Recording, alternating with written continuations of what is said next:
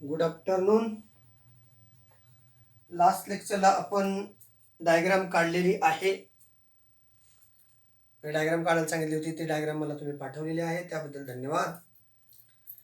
आता आपल्याला बघायचे दोन प्रकारच्या कंट्रोल सिस्टीम. एक आहे नर्वस कंट्रोल आणि दुसरी आहे केमिकल कंट्रोल. नर्वस कंट्रोल म्हणजे नेमकं काय आहे की आपल्या बॉडीच्या जवळपास मॅक्सिमम ॲक्टिव्हिटीज ज्या आहेत या कंट्रोलच्या बेसवरती डिपेंड्स असतात. त्या प्रोसेसला आपण नर्वस कंट्रोल असं म्हणत असतो. आणि केमिकल कंट्रोल म्हणजे आपल्या बॉडीतल्या जी वाढ, देर आर द इन्क्रीजिंग और decreasing the different organ, growth of the proper organs in our body, that is called as chemical control. म्हणजे आपल्या बॉडीमध्ये वयानुसार इंटरनल ऑर्गनची हळूहळू वाढ होत चाललेली असते, त्याला म्हणायचं केमिकल कंट्रोल, म्हणजे हार्मोनची वगैरे वगैरे वगैरे. Human can respond to change their surrounding due to nervous control. आपण या इन्व्हायरमेंटमध्ये वाढत असताना आपल्याला बाहेरच्या आजूबाजूच्या सगळ्या गोष्टीची जाणीव होते ड्यू टू नर्वस कंट्रोल. कारण काय होते, बाहेर थंडी पडली, स्किनमध्ये असणाऱ्या नर्वस सेल त्याचे इंटिमेशन ब्रेनला देतात, ब्रेन त्याचं इंटरप्रिटेशन करतं आणि मग त्याची आपल्याला जाणीव होते. Impulses are generated in the human body in accordings with a change in the surrounding. म्हणजे इम्पल्सेस त्या कंडिशनमध्ये तयार होतात, जसं सराउंडिंग बदलले त्यानुसार इम्पल्सेस बदलतात आणि त्याची माहिती सर्व ब्रेनकडे ट्रान्सफर केली जात असते. Nervous control play at the important role of empowering the body cell with the ability to respond to these impulses. आणि मग ज्या इम्पल्सेस, ज्या सूचना ब्रेनकडून त्या पार्ट्सला, त्या ऑर्गन्सला जशा आलेल्या आहेत, ते ऑर्गन तशा प्रकारचे वर्क करत असतात. एन्व्हायरमेंटमध्ये जो चेंज झालाय, टेम्परेचर इन्क्रीज झालं, टेम्परेचर डिक्रीज झालं, रेनी सीझन आहे, त्यानुसार इम्पल्सेस जनरेट होतात आणि त्या ऑर्गनला तशा इंटिमेशन गेल्या जातात किंवा पाठविल्या जातात. त्यानुसार इंटरनल ऑर्गन सराउंडिंगशी जुळविण्याचा प्रयत्न करत असतात.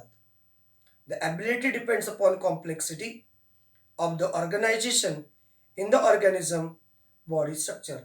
आणि हे आपल्या बॉडीमध्ये खूप सारे कॉम्प्लिकेशन्स आहेत, खूप सारे कॉम्प्लिकेटेड ऑर्गनायझेशन्स आहेत आणि त्या ऑर्गनायझेशनवरती ही प्रोसेस डिपेंड्स असते. युनिसेल्युलरमध्ये तसं असत नाही, कारण सगळ्या प्रोसेस एकाच सेलच्या माध्यमातून होतात. बघा, लोकसंख्या वाढली की परिस्थिती वाढत जाते, तसं ऑर्गन वाढले, ऑर्गन सिस्टीम वाढल्या की कॉम्प्लिकेशन जास्तीत जास्त क्रिएट होत राहतात. जर समजा एखाद्या गावात एखादा व्यक्ती राहत असेल, त्याच्याकडे एखादी बैलगाडी किंवा एखादी टू व्हीलर असेल, तर तिथं काही प्रॉब्लेम येणार नाही, ॲक्सिडेंट होणार नाही.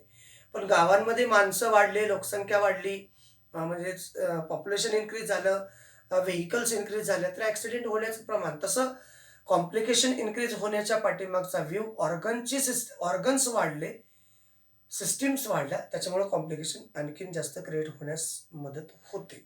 हावेवर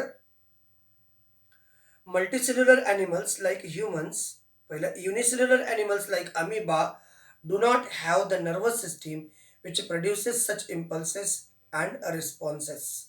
एकाच सेलच्या माध्यमातून ऑर्गन सिस्टीम नाही आहेत, खूप साऱ्या सेल नाही आहेत, त्याच्यामुळे नर्वस सिस्टीम नाही आहे, एका सेलच्या माध्यमातून सगळ्या प्रोसेस केल्या जातात.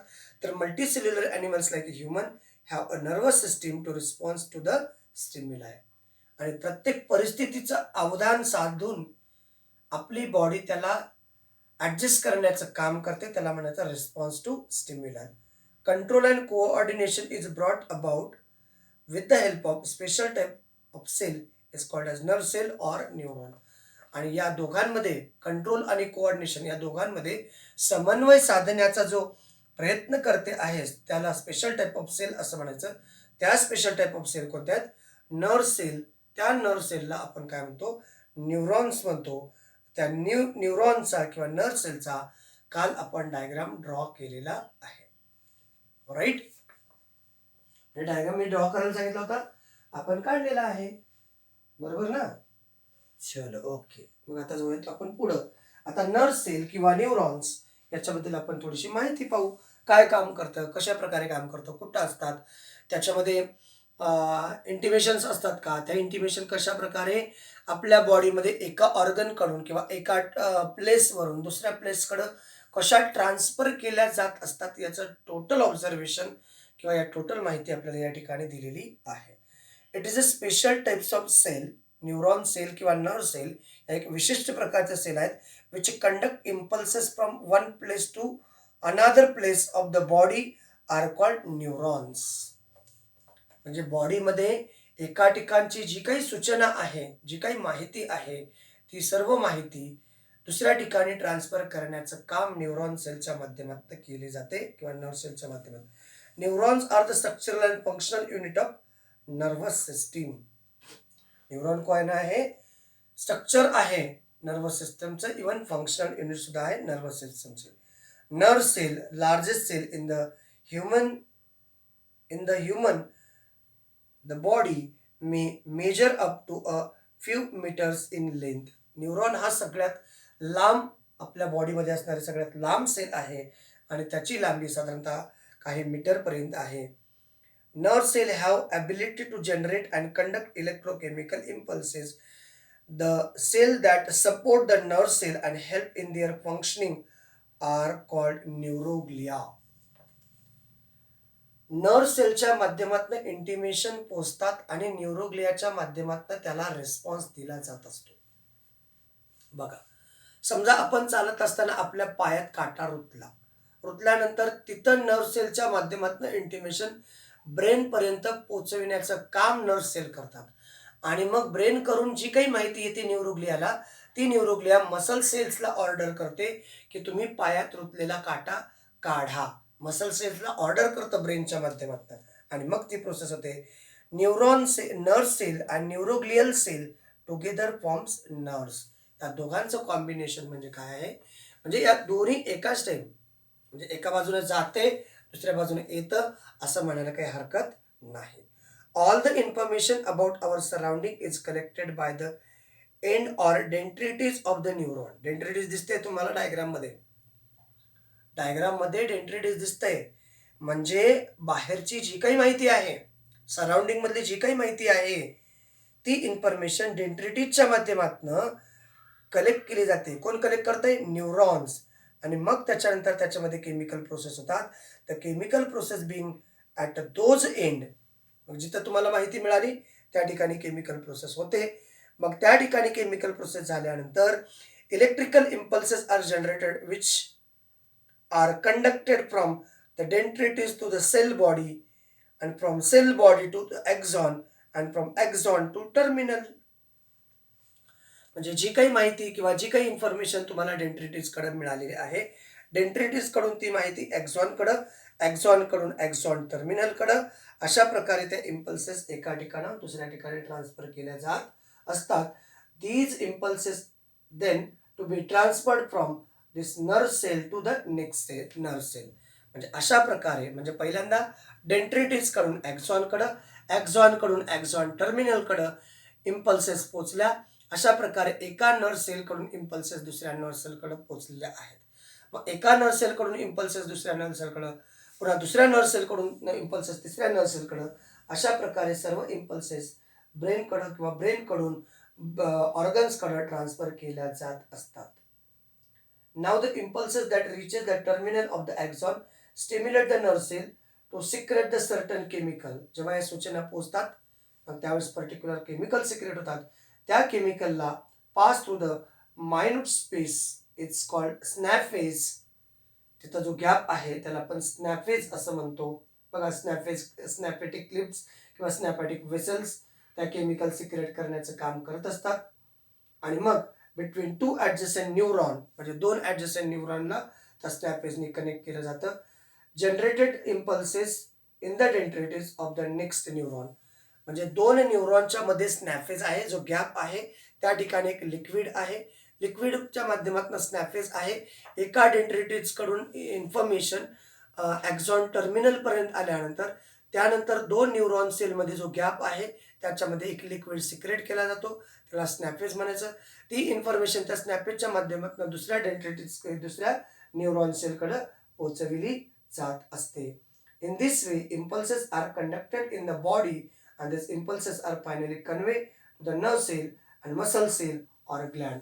आणि मग अशा प्रकारे या माहिती नर्व सेलच्या माध्यमातून ब्रेनकडून माहिती मसल सेलकडे इवन ग्लँड सेलकडे पाठवली जाते आणि त्यानुसार muscle cell even gland cell या प्रॉपरली वर्क करत असतात आणि त्यानुसार त्यांची वर्किंग होत असते.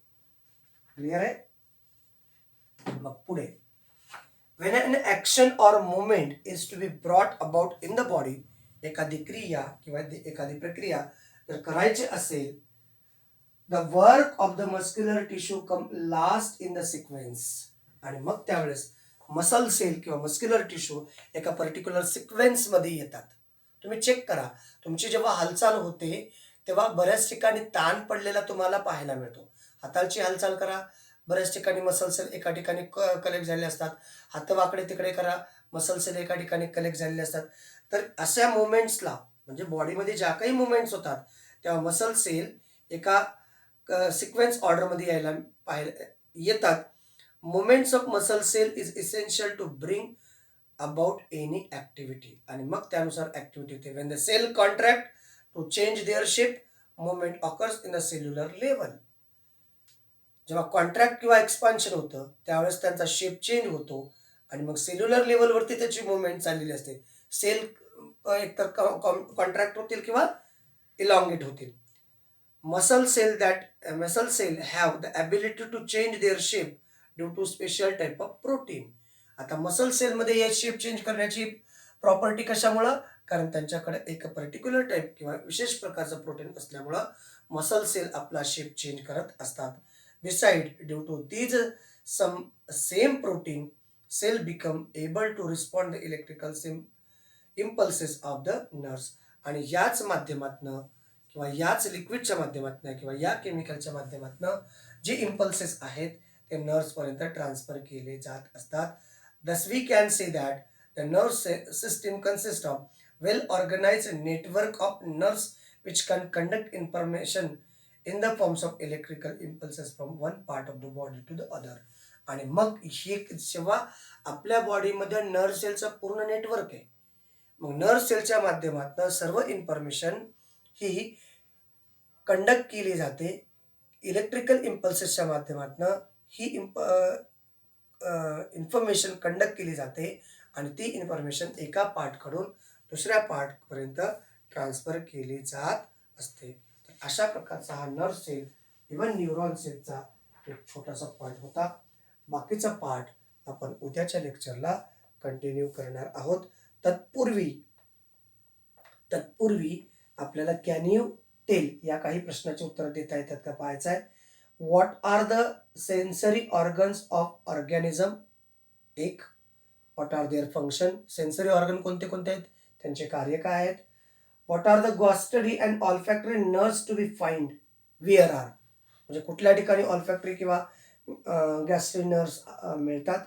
आणि collect the information about the function of all this mention parts present in it the class. आणि मग त्याची माहिती आपल्याला क्लासमध्ये द्यायचं आहे. ठीक आहे, आपल्याला लिहून पाठवता आली तर ठीक आहे, नाहीतर उद्याच्या लेक्चरला सांगणार आहेच आहे. आणि मग आपण बघू टाइप्स ऑफ नर्व सेल किंवा न्यूरॉन्स. हे उद्याच्या लेक्चरला आपण कंप्लीट करू. साधारणतः आणखीन 2-3 लेक्चरमध्ये किंवा 4 लेक्चरमध्ये हा टॉपिक आपण संपवू. ओके, तुर्तास या लेक्चरमध्ये इथेच थांबूया. थँक्यू. Thanks a lot.